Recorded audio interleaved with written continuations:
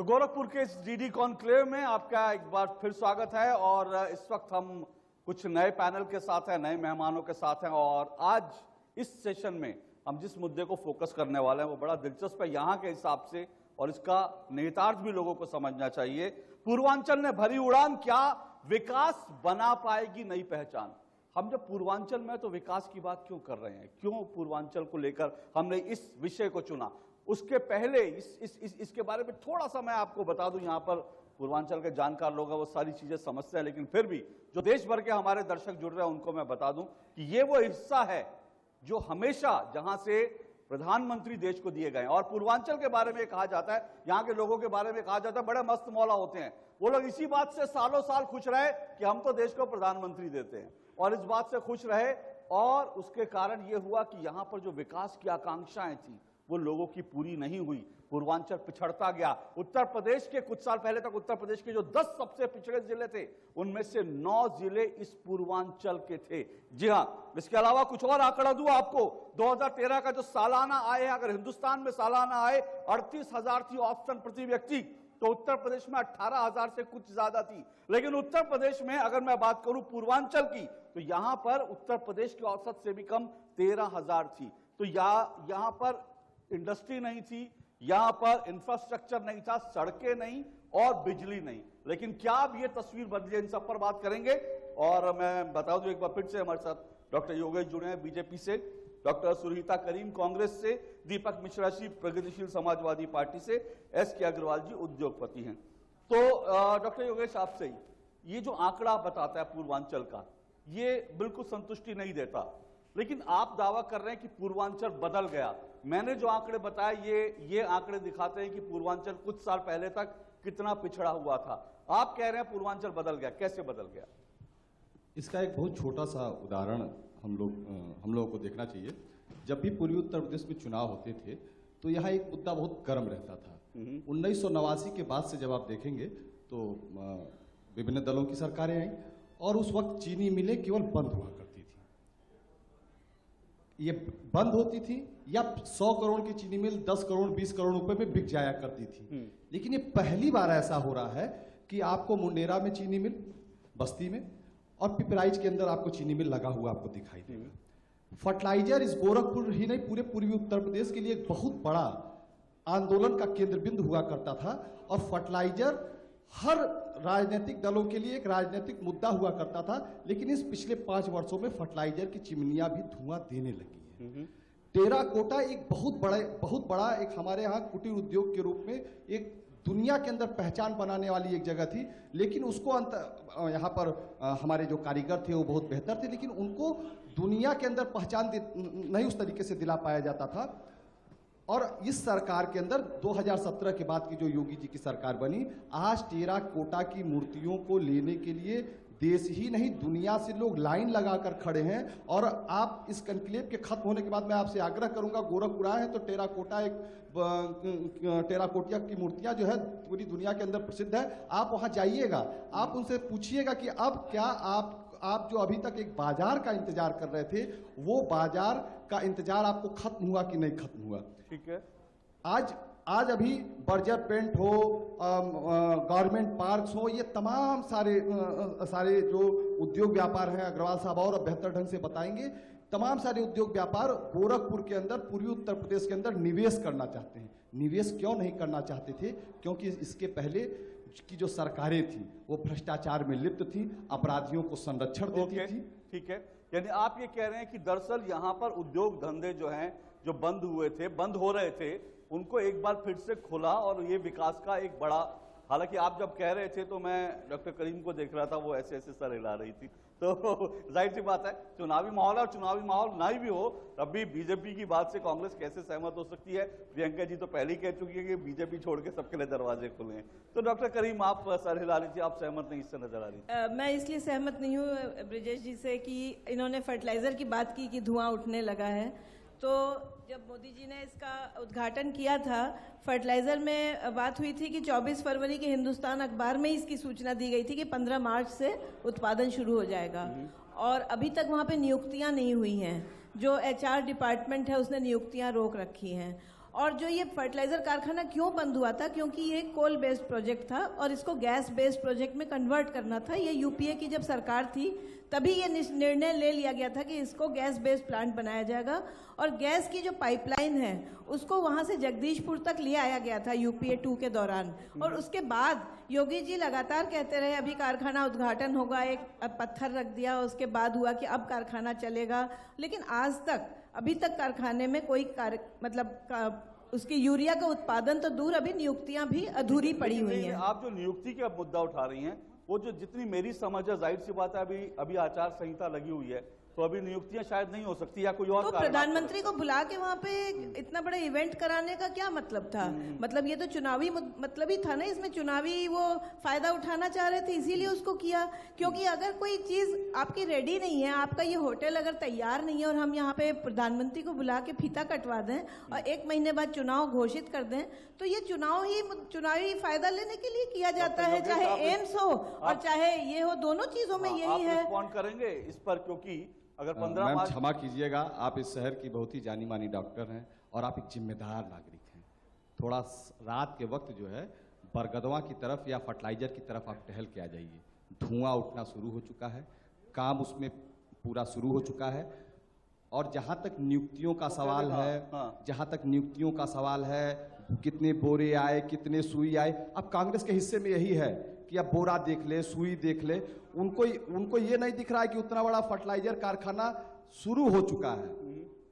और अगर हम तीनों की बात से जब आप असहमत होइए तो आप एक जज भी बैठा के रखे हुए हैं, उनसे भी आप पूछ सकते हैं कि फर्टिलाइजर का कारखाना शुरू हो चुका है कि नहीं शुरू हो चुका है। ठीक है, फर्टिलाइजर कारखाना, लेकिन अभी तक क्यों इस जो वो सड़क की बात आप कर रहे हैं, और सड़क की बात नहीं कर रहा हूं, मैं ये कह रहा हूं कि आप जो है विंध्यवासिनी नगर से आगे आप बढ़ ही नहीं पा रही हैं। आप फर्टिलाइजर, आप शाम के वक्त आपने फर्टिलाइजर नहीं देखा। ठीक है, आप अपनी बात पूरी कर लीजिए, फिर मैं आता हूं, मैं मिश्रा जी के पास आता हूं। जी नहीं, जो कोई भी सरकार का, जैसे आज हम लोग यहाँ पे चुनावी समय में देखना चाह रहे हैं कि उत्तर प्रदेश कितना बदल रहा है, जो आपका सवाल है, तो किसी भी सरकार को आकलन करने के लिए उसके 2-3 मुद्दों पे उसका आकलन किया जाता है कि उसने युवाओं को कितना रोजगार दिया, उसने इंडस्ट्रीज को कितना आगे बढ़ाया, या उसने अपनी और भी योजनाओं में जो योजनाएं, सरकारी योजनाएं चल रही थी, उसमें कितनी तीव्र गति से काम किया या काम किया कि नहीं किया। और स्वास्थ्य और शिक्षा, ये बुनियादी जरूरत है पूर्वांचल की। पूर्वांचल की स्वास्थ्य के मुद्दे पे कोरोना के टाइम पे हम लोगों ने देखा कि योगी जी का जो अपना खुद का अस्पताल था, वहां पे कोरोना के मरीज उन्होंने भर्ती करने से मना कर दिया। और उनके जो द्वारा जो गठित जो टीम थी, जो लखनऊ में बैठ के उसका संचालन कर रही थी, उस टीम में कोई भी सीनियर डॉक्टर पीजीआई का या केजीएमसी का नहीं था। तो इस वजह से, और उसके बाद श्रेय ले रहे हैं कि हमने कोरोना का बहुत अच्छा मैनेजमेंट किया। बात फर्टिलाइजर पर हो रही है, बात फर्टिलाइजर पर हो रही है। और मैं आपसे पूछना चाहता हूं, 1989 के बाद से 10 साल तक केंद्र में आपकी सरकार थी, केवल ये बता देना कि जगदीशपुर तक पाइप आ गई है, इसके अलावा दूसरा आपने कुछ नहीं बता पाया। ठीक है, मैं 1 मिनट दीपक मिश्रा जी के पास आता हूं, फिर आता हूं, क्योंकि बात उद्योग धंधे की हो रही थी, आपने इसमें रोजगार जोड़ा। उद्योगों से रोजगार का चोली दामन का साथ है, बहुत करीबी रिश्ता है। अगर उद्योग होंगे तभी तो रोजगार होगा। तो दीपक मिश्रा जी, एक आंकड़ा आपके लिए मैं लाया हूं, हालांकि उसके लिए सिर्फ अकेले आप जिम्मेदार नहीं, बाकी आज मतलब आपकी पार्टी तो नई पार्टी है, लेकिन सपा के साथ आपका इस वक्त गठबंधन है। दूसरी बात यह है कि और भी यहाँ सरकारें आई जो चली गई, लेकिन वो आंकड़ा 2013 का है और ये पूर्वांचल का आंकड़ा है। वो ये आंकड़ा कहता है कि 2013 तक गोरखपुर में, अकेले गोरखपुर में 80 छोटे छोटे उद्योग धंधे जो बंद हुए थे। बलिया में 25 का आंकड़ा है, 25 छोटे छोटे उद्योग धंधे बंद हुए थे। भदोही में 75 हुए थे, मिर्जापुर में 65 और चंदौली में 60। जहां पर जिस पूर्वांचल में उद्योग धंधे बंद होंगे, रोजगार कैसे होगा? अखिलेश जी आज बार बार रोजगार की बात करते हैं, पर आप लोगों का आंकड़ा ऐसा है कि जो दिखाता है कि आप लोगों ने उद्योग धंधे बंद करा दिए थे, तो रोजगार कैसे आएगा? कतरा कतरा शबनम गिनकर क्या होगा, दरियाओं की दावेदारी किया करो। पूर्वांचल का प्रति व्यक्ति आय उत्तर प्रदेश के प्रति व्यक्ति आय से 1.5 कम है। वो मैंने और उत्तर प्रदेश का प्रति व्यक्ति आय जो 74,440 है चालू कीमतों पर, भारत के प्रति व्यक्ति आय का आधा है।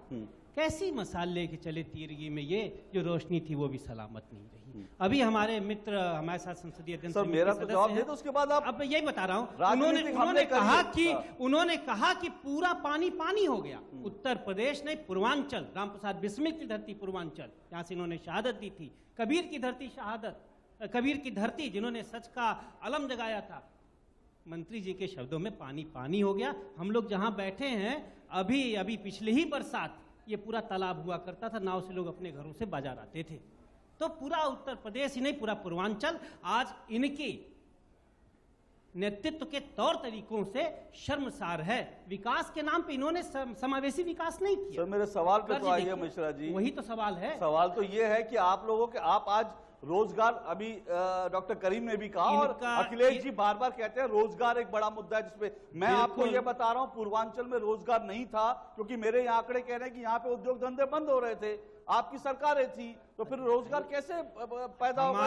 हमारी सरकार में आर्थिक विषमता कम थी, क्योंकि हमारी जो आर्थिक नीतियां थी श्रम गहन उद्योग स्थापित करने की थी। हमारे शासनकाल में ऐसा नहीं, माने बस उत्तर तो सुने, हमारे शासनकाल में ऐसा नहीं हुआ कि 84% की आमदनी घटी और मात्र चंद अरबपतियों की संख्या बढ़ गई। आप देखिए अरबपतियों के मामले में भारत तीसरे स्थान पर है। गरीबों की संख्या बढ़ी ना, लेकिन प्रति व्यक्ति आए तो गरीबों का मामला है। प्रति व्यक्ति आय के मामले में भारत 146 देशों से पीछे है। वो पूर्वांचल का हाल तो छोड़िए, हाल दिल सूरतें और भी खराब, चारों तरफ खराब, यहाँ और भी खराब। पूर्वांचल का आलम यह है कि मान्यवर की स्थिति यह है कि अभी हमारे मित्र मंत्री जी ने कहा कि हमने ऑक्सीजन बढ़ा दिया। अरे मान्यवर, ऑक्सीजन बढ़ा दिया तो ऑक्सीजन के अभाव में इतनी मौतें क्यों हुई? ढंग से तो हवा और पानी तक हम नहीं दे सके। और एक चीज और बता दें मान्यवर, एक अगली बात सुनिए, आज पूर्वांचल के हर व्यक्ति के ऊपर 28,832 रुपए का कर्ज है। यानी कि अगर बिटिया हमारे यहाँ पैदा होगी, आदरणीय डॉक्टर साहिबा, तो पता नहीं ये क्या निजाम लाए कि उसको माँ की मुस्कान बाद में मिलेगी, उसको आंचल का प्यार बाद में मिलेगा, पैदा होते ही मिलेगा 28,832 रुपए का कर्ज। और यह कर्ज, ठीक है, ये सवाल आपका वैलिड सवाल है, मैं जरूर पूछूंगा, लेकिन मैं एक बात, मैं आपकी तारीफ कर रहा हूँ, मैं आपकी तारीफ कर रहा हूँ, सर मैं आपकी तारीफ कर रहा हूँ, मैं सिर्फ ये कह रहा हूँ, एक मिनट, मैं सिर्फ ये कहना चाहता हूँ दीपक मिश्रा जी, आप बहुत प्यारे व्यक्ति हैं, आप जो कविताएं सुना रहे, दिल से कविताएं सुना रहे, बड़ा अच्छा लग रहा है, लेकिन थोड़ा सवालों में भी बात करें। मैं एक बात कह दूं, हमारे जो भाजपा के साथी हैं, चाहे परम श्रद्धेय एकात्म मानव दर्शन को एक मानव दर्शन में बदलने वाले नरेंद्र दामोदर दास मोदी जी हो, चाहे हमारे पूर्व अभी बैठे थे हमारे मित्र मंत्री जी हो, चाहे भाई योगेश हो, ये लोग कभी सच नहीं बोलते। अगर सच बोलते भी हैं तो नरोवा कुंजरोवा की पद्धति में, जो पूरे झूठ से ज्यादा खतरनाक होता है। कह रहे हैं कि गंगा मैया को ये लाए तो भागीरथ जी ने क्या किया था? और मान्यवर, गंगा मैया को लिए लाए हैं, ये बात है। अभी मंत्री जी का बात सुनिए, कि पानी पानी हो गया उत्तर प्रदेश और पूर्वांचल, शर्म से पानी पानी है कि और इनकी भाषा सुनिए, ठोक देंगे, बुलडोजर चला देंगे, तलवार लाएंगे। अरे मान्यवर, और सुनिए, पता नहीं कहां से इनको जब भी इतिहास याद आता है, इन्हें कबीर नहीं आते, रसखान नहीं याद आते जिन्होंने कृष्ण में पदावली लिखी है, अल्लामा इकबाल नहीं याद आते जिन्होंने राम को इमाम हिंद कहा है। इनको कौन याद आता है? औरंगजेब याद आते हैं। इन्हें कौन याद आता है? इन्हें कभी अबुल कलाम आजाद भी तो याद आ जाया करें। मान्यवर, हमारे मुल्क में, हमारे देश में, हमारे राष्ट्र में राष्ट्रवाद के नाम पर सांप्रदायिकता थोपी जा रही है, और यही हाल रहा तो दिलों में दरार पैदा कर रहे हैं। और हम किसके लिए देश सर, अब आपका अगर थोड़ी सी स्पीच हो गई तो मैं आगे सवालों पर आ जाऊं, क्योंकि मैंने पहले ही कहा आप बड़े प्यारे व्यक्ति हैं, बहुत बढ़िया कविता सुना रहे हैं, दिल को कविताएं लग रही है, लेकिन थोड़ा सवालों पर भी सवाल जवाब हो ना, जब हम मंच पे बैठे हैं। आपने सर राष्ट्रवाद की बात करी, बड़ी अच्छी बात करी, बहुत अच्छी बात की आपने, राष्ट्रवाद की बात करी। आतंकवाद को मानते हैं कि राष्ट्रवाद से जुड़ा एक मुद्दा है? अगर आतंकवाद एक ऐसा व्यक्ति है जो हिंदू नहीं देखता, मुस्लिम नहीं देखता, सिख ईसाई नहीं देखता, है ना? बिल्कुल बिल्कुल। मैं सिर्फ ये जानना चाह रहा हूं, अभी नवाब मलिक जिनकी डीलिंग साफ तौर पर दिखा रही है, महाराष्ट्र का मामला है, डीलिंग दिखा रही है नवाब मलिक की। दाऊद इब्राहिम कौन है? जिसने मुंबई में बम धमाके कराए, जिसने मुंबई के हजारों निर्दोष नागरिकों को मार दिया, जिसने भारत के खिलाफ आतंकवाद शुरू किया। नवाब मलिक के उनसे संबंधों के आरोप पर गिरफ्तारी होती है, अखिलेश जी बोलते हैं उस पर नवाब मलिक की गिरफ्तारी गलत है। लेकिन जब इतने लोगों को फांसी दी जाती है, इसलिए फांसी दी जाती है क्योंकि उन्होंने भी इसी तरह से निर्दोष लोगों की जानें दी थी, उस पर अखिलेश जी कुछ नहीं बोलते।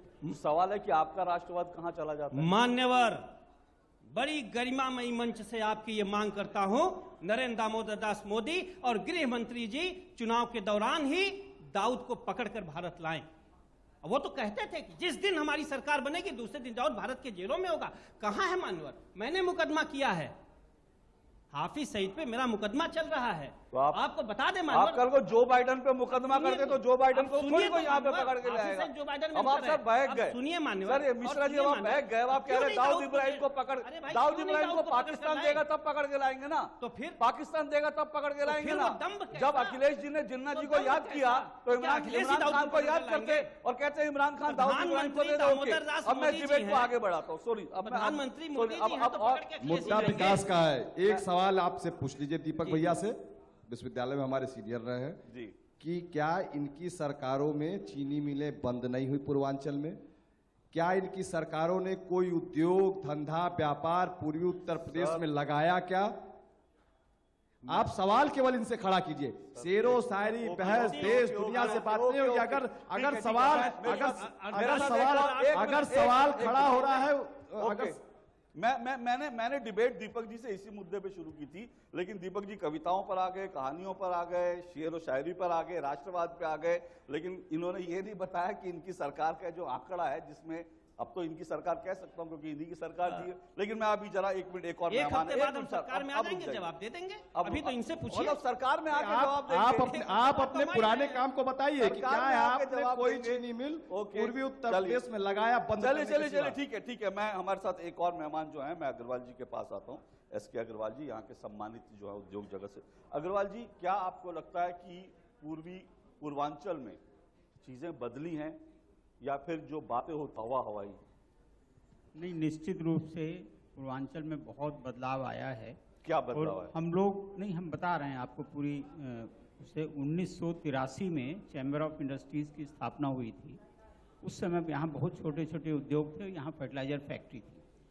हम लोगों ने उस समय जो भी सरकार थी उससे रिक्वेस्ट किया था कि ये एरिया जो है, ये हमारा गोरखपुर मंडल बहुत पिछड़ा हुआ है और इसको आप पिछड़े जनपदों की तरह सुविधा दे करके यहाँ पर इंडस्ट्रियलाइजेशन कीजिए। वो प्रयास हम लोगों का 1988 में सफल हुआ, जब उन्होंने सहजनवा को ग्रोथ सेंटर डिक्लेयर किया। और 1988 में ही नारायण दत्त तिवारी जी कांग्रेस गवर्नमेंट में थे, वो चीफ मिनिस्टर थे। उन्होंने ये कहा कि हम गोरखपुर में इंडस्ट्रियल डेवलपमेंट अथॉरिटी नोएडा की तरह से बनाएंगे, और वो इंडस्ट्रियल अथॉरिटी वो बनी। 1989 में मुलायम सिंह जी के समय में जो है वो स्वीकृत हुई। हम इसलिए ये कहना चाहते हैं कि ये यहाँ के इंडस्ट्रियल डेवलपमेंट में सभी पार्टीज का सहयोग किसी न किसी रूप में रहा है। उसके बाद 2 वर्ष तक जो है जमीन गीडा को नहीं मिली, तो हम लोग जब कल्याण सिंह जी चीफ मिनिस्टर बने, उनसे हम लोगों ने रिक्वेस्ट किया, वो गोरखपुर उनका प्रोग्राम था, तो वो गोरखपुर 8 सितंबर 1991 या 92 की बात है, वो गोरखपुर में आए। आ करके उन्होंने कहा कि मुझे ये पता चला कि यहाँ पर ऐसे ऐसे गीडा की स्थापना हो रही है और भूमि नहीं है, तो मैं 5 करोड़ रुपए का चेक लेकर के आया हूँ गीडा की स्थापना के लिए। वो भी गीडा के लिए एक बड़ा एकदम वो था। उसके बाद किसी भी कारण से, बाढ़ के कारण चाहे जैसे भी करके, गीडा में वो डेवलपमेंट भी नहीं हो पाया। गीडा का डेवलपमेंट जो हुआ है वो 2017 के बाद से वो बहुत डेवलपमेंट हुआ। 2017 तक कुल मिलाकर के 1200 एकड़ भूमि मिल पाई थी गीडा को, और 2017 से लेकर के आज 2022 तक करीब 450 एकड़ भूमि मिली है, और ये 450 एकड़ भूमि सिर्फ उद्योगों के लिए है। उस 1200 एकड़ में काफ़ी भूमि इंस्टीट्यूशनल एरियाज के लिए थी, रेजिडेंशियल एरियाज के लिए थी, उद्योगों के लिए करीब 500-600 एकड़ थी। यानी आप कुल मिलाकर ये कह रहे हैं कि यहाँ पर चीजें बदली हैं, डेवलपमेंट जो है वो दिख रहा है, सब पार्टियों ने उसके लिए काम किया है, कभी किसी ने थोड़ा किया होगा, किसी ने ज्यादा किया होगा, लेकिन ओवरऑल पूर्वांचल की तस्वीर बदल रही है, अच्छी बात है। यहाँ पे जो लोग हैं, मैं उनसे, आप लोगों से चाहूंगा, अगर मेरे सहयोगी यहाँ से, मैं कुछ सवाल भी लूंगा, क्योंकि मैं चाहता हूँ कि जो है यहाँ के जो लोग बैठे हैं वो भी अपने मन की बात करें, अपने मन के सवाल करें, लेकिन उससे पहले कई बातें आई थी। तो डॉक्टर योगेश, वो कह रहे हैं शर्म से पानी पानी है, और यहाँ पर तो बहुत खराब स्थिति है, और यहाँ पर बाढ़ का पानी और बाकी जब बारिश आई थी तो यहाँ पे जिस तरह से नावें चल रही थी, इसलिए शर्म से पानी पानी है। दीपक मिश्रा जी कह रहे हैं। गोरखपुर की, आपने शायद शर्म से, मंत्री जी ने शर्म से नहीं, आपने कहा शर्म से पानी। हाँ, मैंने वही कहा। गोरखपुर की कुछ पुरानी तस्वीरों को देख लीजिए और नई तस्वीरों को देख लीजिए, अंदाजा हो जाएगा कि गोरखपुर में कितना बदलाव हुआ है। आप अध्यक्ष जी का ही बयान अभी दैनिक जागरण अखबार में जल्दी छपा था कि ये पहली बार ऐसा हुआ है कि इन 5 वर्षों में 20,000 करोड़ का निवेश गीडा के अंदर हुआ है। दैनिक जागरण अखबार ने अभी जल्दी ही एक खबर छापी कि देश ही नहीं दुनिया भर के उद्योगपति, एक उमेश पाठक जी बाईलाइन खबर है, आप चाहिएगा तो आप उसको देख लीजिएगा। उन्होंने लिखा, देश ही नहीं दुनिया भर के उद्योगपति आज उत्तर प्रदेश की बाउंड्री वाल पर खड़े होकर टकटकी भरी निगाह से देख रहे हैं कि सरकार किसकी आएगी। भारतीय जनता पार्टी की सरकार आएगी तो निवेश का पिटारा लेकर जाएंगे। अगर उनकी सरकार, ये यूं तो आने नहीं जा रही 10 मार्च को, क्योंकि 10 मार्च के बाद भी बुलडोजर चलेगा। और उद्योग यहां लगते क्यों नहीं थे? उद्योग इसलिए यहां नहीं लगते थे कि यहां पर 2 तरीके के टैक्स लिए जाते थे। दो तरीके के टैक्स लिए जाते थे। एक तो सरकार के द्वारा टैक्स लिए जाते थे और दूसरा समाजवादी पार्टी के जो तथाकथित, मुझे ये असंसदीय शब्द हो सकता है, दूरदर्शन जैसा विश्वसनीय चैनल है, कोई वो प्राइवेट चैनल नहीं है कि कुछ भी आप बोल लीजिए, असंसदीय शब्द है, लेकिन फिर भी मैं बोल रहा हूं कि जो समाजवादी पार्टी के जो तथाकथित गुंडे थे वो इस गोरखपुर के क्षेत्र के अंदर किसी प्रकार का कोई उद्योग व्यापार नहीं लगने देते। आज आप ये अतिशयोक्ति नहीं, आज जिस तरीके से बिजली, आज जिस तरीके से, ये आप जो कह रहे हैं, अग्रवाल जी कुछ कहना चाह रहे हैं, उनके मुंह से।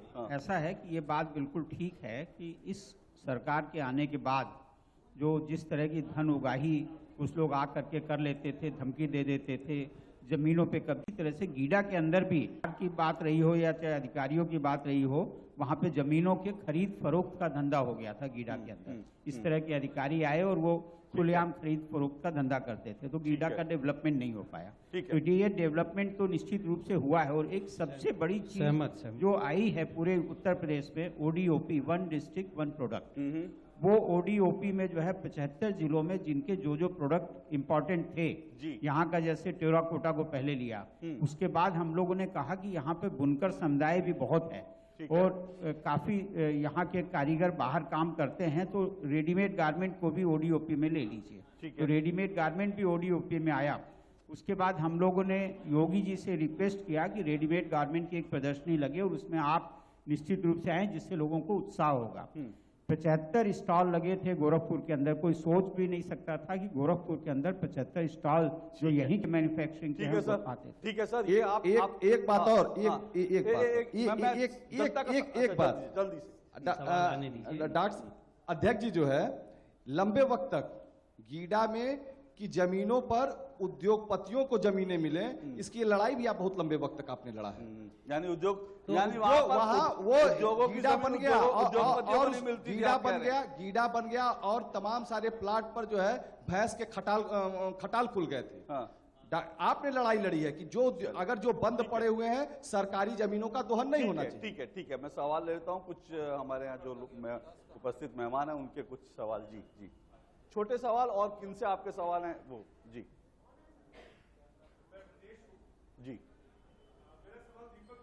जी जब हम ऐसा कोई भी कॉन्क्लेव कार्यक्रम होता है तो मतदाता ये जानने की कोशिश करता है, उसकी इच्छा रहती है कि जो बात आ रही है वो शायद अपने मत का निर्धारण कर सके। दीपक जी से 2 सवाल किए गए और उन दोनों सवालों का जवाब नहीं मिला, बात दूसरी निकल गई। तो क्या एक मतदाता के तौर पर मैं ये मानूं कि 2013-14 में जो उद्योग धंधे बंद हुए थे सरकार में, उस बात पर जवाब देने के लिए कोई बात नहीं है? और दूसरा जो आंकड़ा 13,000, 14,000, 15,000 प्रति व्यक्ति आय का दिखाया गया था, तो आज के समय में प्रति व्यक्ति आय क्या है, क्या यह बता पाएंगे? देखिए, इस समय अभी 2021 का जो NSSO का आंकड़ा आया है, उसके हिसाब से देश की प्रति व्यक्ति आय 1,50,419 रुपए है। उत्तर प्रदेश की प्रति व्यक्ति आय चालू कीमतों पर, आधार मूल्य पे ये कम हो जाएगी, 74,440 रुपए है, और गोरखपुर की प्रति व्यक्ति आय गोरखपुर डायरी के हिसाब से 45,283 रुपए है। और जहां तक उद्योगों में बात की है तो हम लोग डॉक्टर लोहिया को मानने वाले लोग हैं, श्रम गहन उद्योगों की खुली पैरोकारी करते हैं। हमारे हाथ में जब लगाम आएगी तो हो सकता हो कि अरबपतियों की संख्या, ट्रिलियनायर की संख्या, बिलियनायर की संख्या न बढ़े। बस मैं उत्तर नहीं सर, एक मिनट सर, अरे एक मिनट सर, अरे सर प्लीज मेरा सर, प्लीज सर मेरा सवाल भी ले लीजिए ना। मैंने ये जो आंकड़े बताए इनमें से कोई अंबानी और अडानी के धंधे नहीं थे, ये छोटे छोटे स्मॉल स्केल जिसको अग्रवाल जी जैसे लोग चलाते हैं। मैं फिर बता दूं, गोरखपुर में 80 उद्योग धंधे बंद हुए, बलिया में 25, भदोही में 75, मिर्जापुर में 65, चंदौली में 60। ये उद्योग धंधे किसी अंबानी अडानी के नहीं थे, ये अग्रवाल जी जैसे मेहनत कश उद्योगपति छोटे छोटे चलाते। अग्रवाल जी की मैं अब आप जवाब दीजिए। तो क्या इसके पीछे डिमोनेटाइजेशन का कोई असर था? ये 2013 का आंकड़ा है मैडम, डिमोनेटाइजेशन जो 2013 से। अरे मान्यवर, मैं फिर कह रहा हूँ, ये 80, 90, 40 गिन रहे हैं। विमुद्रीकरण ने तो लोगों के मुंह से निवाले छीन लिए। गरीब तर हो गया, 84% की आमदनी घट गई। 84% में वही गरीब तो आया होगा बेचारा। 84% में हमारे बिलियनर्स तो हैं नहीं, तो उनकी बात भी की जाए। और मैं फिर कह रहा हूं, श्रम गहन उद्योग इस समय पूर्वांचल की सबसे बड़ी जरूरत है। भले ही बड़े बड़े पूंजीपति न बने, लेकिन गरीबों के हाथ में आमदनी चाहिए। हम बड़े मॉल खड़ा करके क्या करेंगे जब हमारे लोगों के पास शक्ति ही ना होगी। ऑडियंस की तरफ से कोई और सवाल, कोई और इस पर सवाल अपना करना चाहता है तो उनका स्वागत है, नहीं तो मैं जी आगे है, जल्दी से माइक लाइए, फिर मैं नहीं तो चर्चा को आगे बढ़ाऊंगा। जी जी ब्रिजनाथ मौर्य, मैं अपने मित्र योगेश जी से एक सवाल करना चाहता हूं। अभी पूर्व में माननीय मंत्री जी कह के गए थे कि पूरे देश को पानी पानी कर दिया, तो मैं अपने रामगढ़ के उस पार के पानी पानी पे सवाल चाहता हूं कि उस पानी पानी का क्या निदान है कि पिछले जुलाई से लेके नवंबर दिसंबर तक नाव चली है। इंजीनियरिंग कॉलेज से लेके खोराबाड़ थाने से लेके और ये सिंगड़िया और बाईपास के बीच में इस पानी पानी पे आपकी क्या राय है माननीय मंत्री जी, माननीय योगेश जी? शुक्रिया डॉक्टर योगेश। आप हमारे मित्र हैं और बहुत अच्छा लगा कि आपने जो सवाल किया पानी पानी का। माननीय मंत्री जी ने जो बयान दे के गए वो बुंदेलखंड को लेकर गए। माननीय मंत्री जी ने जो बयान दे के गए समाजवादी सरकार में बंधों पर होने वाली ईडी को लेके दे के गए। आप सबको पता होगा कि यहाँ पर इंजीनियरों की हत्या कर दी जाती थी, और किस कारण से? क्योंकि आप समाजवादी सरकार में एक एडी सिस्टम चलता था। देख रहे हैं, एक एडी सिस्टम चला करता था। एक एडी सिस्टम चला करता था कि काम होता नहीं था और भुगतान हो जाता था। इंजीनियर की हत्या हुई और पानी में गोरखपुर डूब गया। समाजवादी सरकार के समय जिस तरीके का सिंचाई विभाग में लूट खसोट भ्रष्टाचार था, वो इस सरकार ने बंद करने का काम किया। और निश्चित तौर पर खोराबाड़ में क्या नाव चलाएंगे? नहीं, निश्चित भ्रष्टाचार की भेंट चढ़ा और उस भ्रष्टाचार को ठीक करने का काम भारतीय जनता पार्टी। मेरे पास समय कम है, डॉक्टर करीम कुछ कहना चाहते हैं। एक चीज और मैं बता दूं। दीपक जी, डॉक्टर करीम को बहुत कम समय मिला। मैं एक चीज कहना चाहती हूँ सर, एक मिनट। ओके,